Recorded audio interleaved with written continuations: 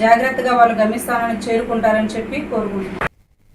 తిరుపతి జిల్లా నాయుడుపేట మండల పరిధిలోని పండ్లూరు జాతీయ రహదారి క్రాస్ రోడ్ వద్ద లారీని మినీ వ్యాన్ ఢీకొట్టింది. ఇక విజయవాడ నుంచి అత్తివరం వెళ్తుండగా ఈ ప్రమాదం జరిగింది.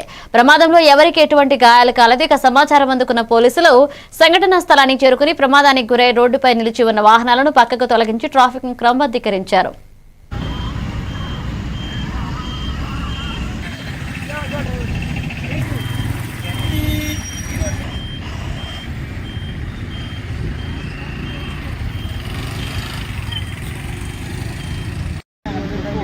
విజయవాడ టు అతివరం